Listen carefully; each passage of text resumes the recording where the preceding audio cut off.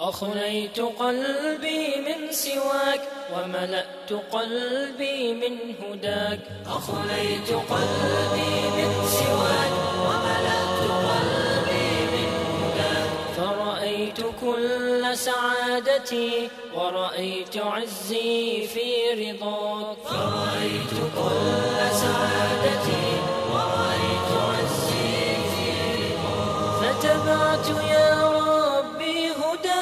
فتبعت يا ربي هداك. أنت الذي أوجدتني وكفلتني وحفظتني. أنت الذي أوجدتني وكفلتني وحفظتني.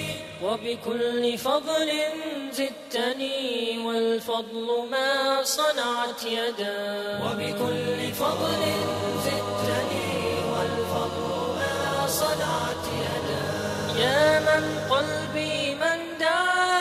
أخليت قلبي من سواك وملأت قلبي من هداك. أخليت قلبي من سواك وملأت قلبي من هداك.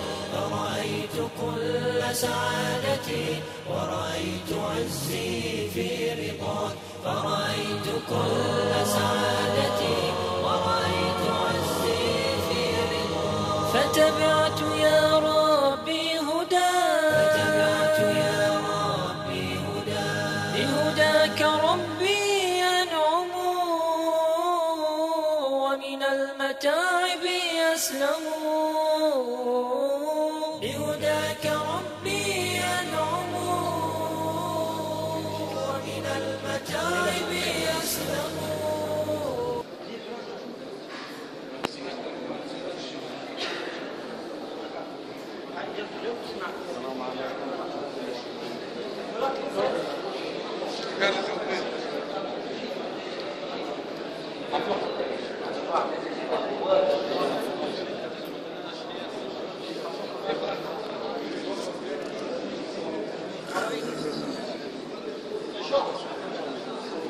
رجعنا نقرأ تمام. رجعنا نقرأ. تأكل هون وتبشر نيوضو وتبشر.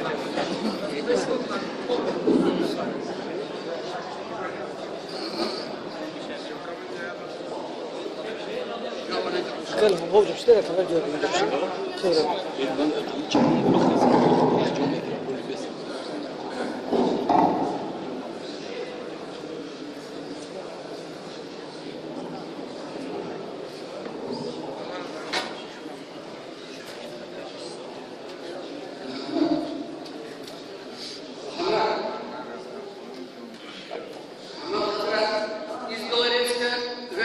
Приготовь, пожалуйста, 5-6 носков, и вот их соберем вот там. И по каждому потихоньку, по одному, они сюда придут, приехали из Белорецка. Специально с вами 5-6 человек. Услышали, что здесь с Хазрата приехали? Они в Белорецке работали и приехали с вами. Мы теперь должны тоже, как бы, издать возможность. Где белорецкая? Из Белорецка кто? Тоже. Сюда, смотрите. Махамад без носков их к Хазрата не пускай. Им одевай носки. Они без носков. Вы даже поняли, да? Тоже. Тоже. Хазрата есть.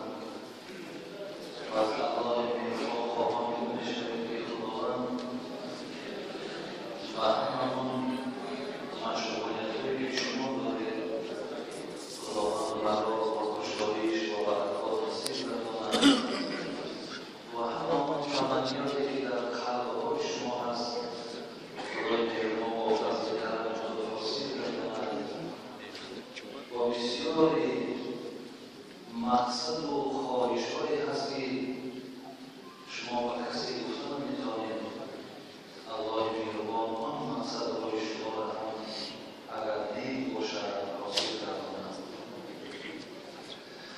برادران عزیز و گرامی، تا گزارش شود خدا خواهد با شما یک صحبت می‌کنیم و از خداوند خواهان رو می‌شنویم که آن چیزی را که شما الان می‌شنوید خداوند توفیق عمل کردن را با شما نصیب می‌گرداند.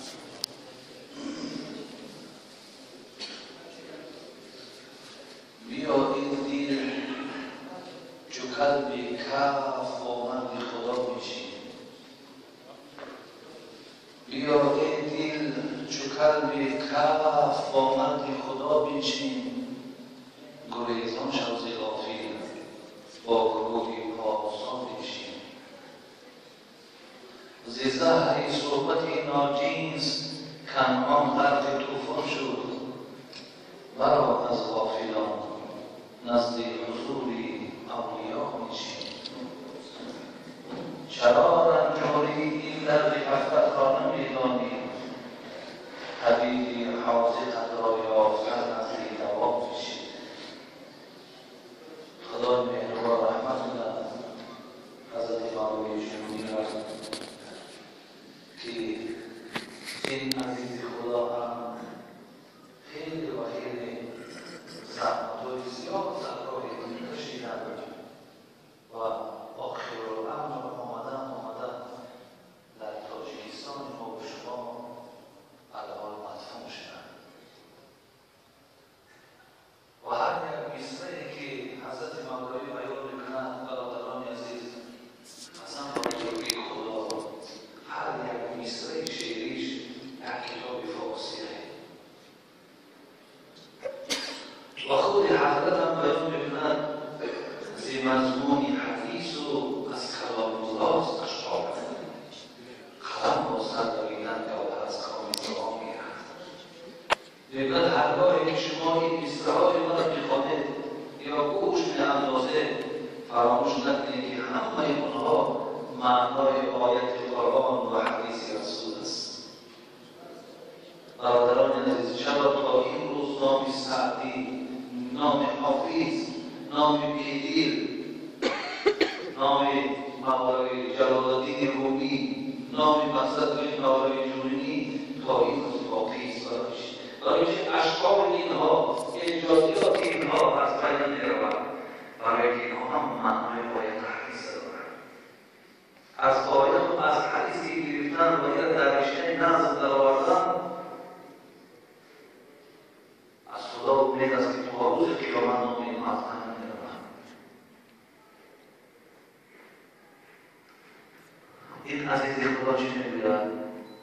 بیا ای دل چو کردی کم با مرد خدا بنشین. گریزان شو ز غافل با گروه پارسا بنشین. برادران عزیز، برای آن سخن حضرت مولوی را برای تقویتش که هر یک مصرعی او آیت قرآن است، این خدای مهربان در سوره کهف چی میگوید؟ اعوذ بالله من الشیطان الرجیم واصبر نفسك مع الذين يدعون ربهم بالغداة والعشي يريدون وجهه. صدق الله العظيم. الله مهربان که بسیار بنده‌نواز است، بنده را دوست می‌دارد. همون ذات، همون الله مهربان همه شما را، همه ما را می‌گوید هرگاهی که می‌خواهید که کسی را برای خود همنشین انتخاب کنید، مع الذین یدعون ربهم، با همراه کسانی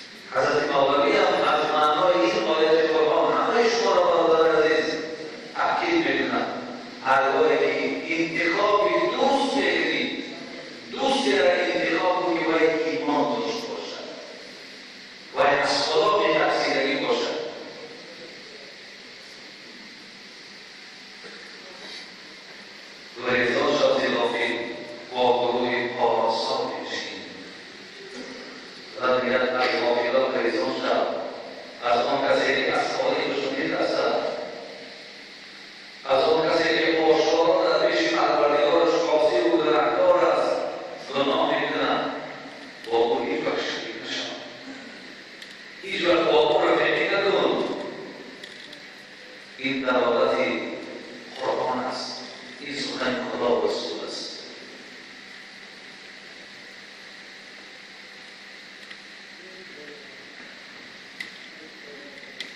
زیزهری صورتی ناجنس کنعان در که طوفان شد برای از غافلان نزد حضور اولیا پیشید میگوید آیا برای شما درس نیست کنعان فرزند حضرت نوح علیه السلام از جمله پیغمبران اولو العزم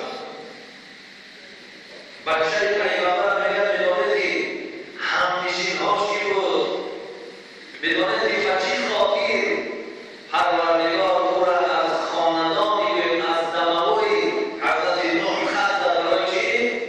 برای که بچه او همنشین و آدمای نامناسب بود اما همنشینی با آدمان نامناسب و آدمانی که از پروردگار ناشناس آمدن این بشر از رمکه و از دین و از آدمگری بیرون است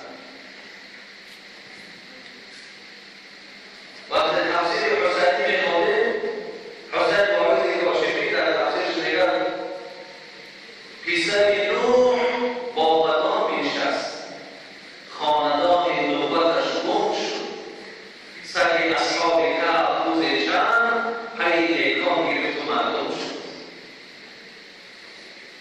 با بدان کم نشین در دوام شد با بدان کم نشین که صحبتی بعد گرچه پاکی تو را بری کند آفتاب برین بزرگ را پاره ابر ناپدید کند یک لحظه همین آفتاب زیبا را با ابر وقتی که همنشین میشود دنیا تاریک میشود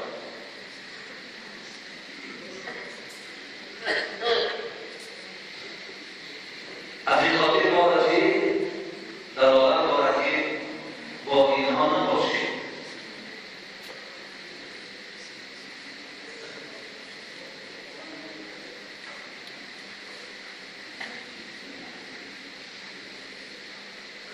زهر صورت ناجنس کنعان در که طوفان شد برای از غافلان از حضور اولیا باشید چرا رنجوری این درد غفلت را نمی‌دانی طبیبی حاضر تقوای یافتن نزدیک دوام کشید برادران عزیز امر به معروف نهی از منکر دوا است خداوند از سوره زاریات آیت الله اعلم و 54 و 55 و ذکر فإن الذکر تنفع المؤمنین الله مهربان ایداد با مردم هم دوید با مردم موعظه دوید مردم آوازدار کنید که امر به معروف نهی از منکر باشند زیرا این برای اونها نفع میباشد این برای اونها فایده میارد برادران عزیز وقتی شما یک آدمی درست میبینید یک آدمی گوییم که خیلی با ادب میبینید یک آدمی درست وقتی میبینید شما حواس میبینید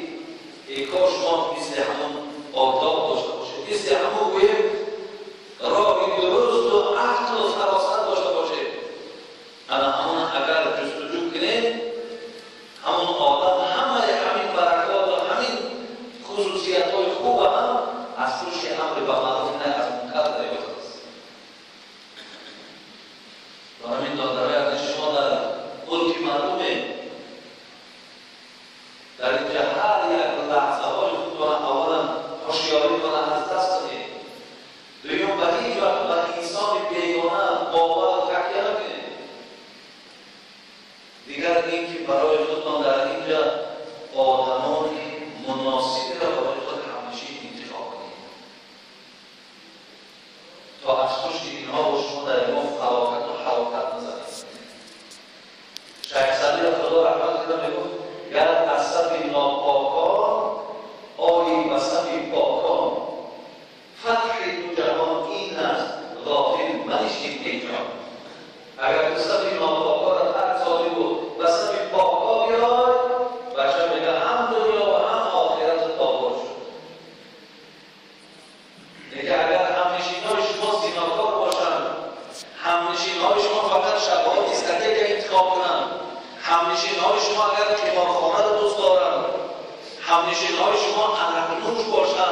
آدمکش باشند.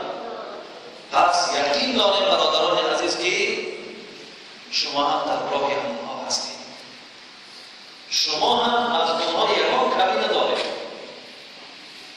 برای چی تاجیکای با شما از وقتش میگفتن با ما شیرین ماه شدید، باده شیرین سیاه شدید.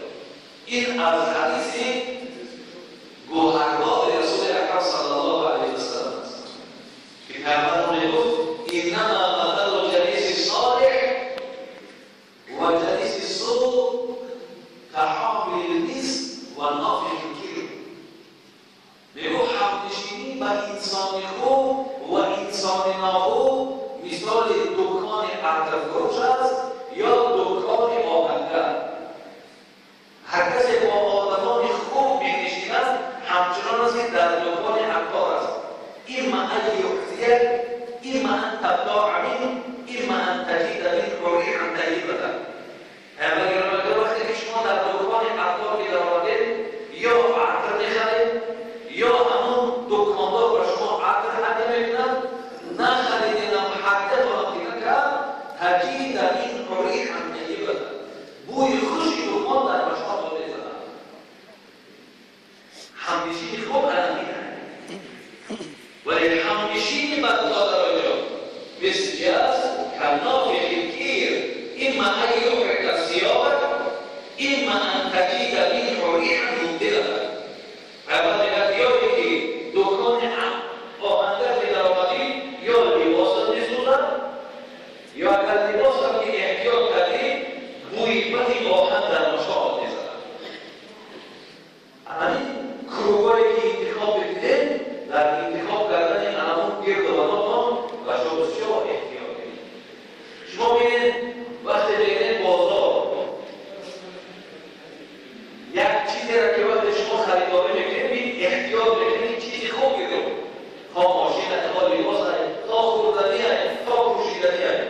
حالا که از همه مهمتر در دنیا انتخاب دوست مهمه که کی را من برای خودم دوست میگیرم.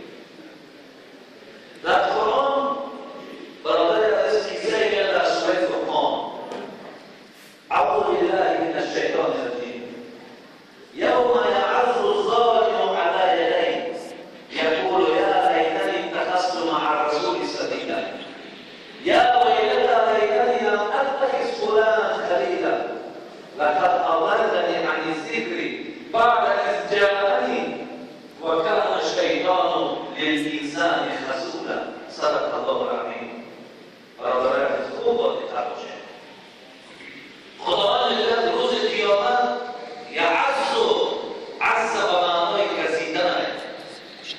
روز قیامت ظالم دست شده گردد. این ظالم عقبه ابن ابی معیط است. میگه دست میگذارد. برای چی دست میگذارد؟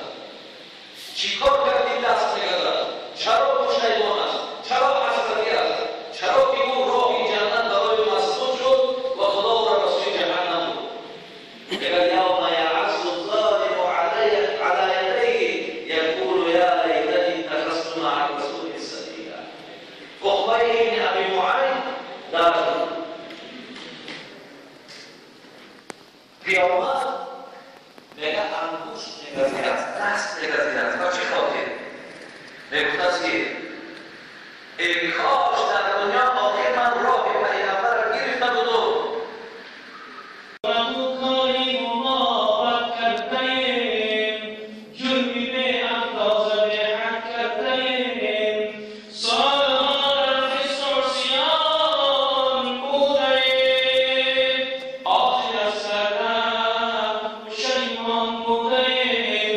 But then all that, but they be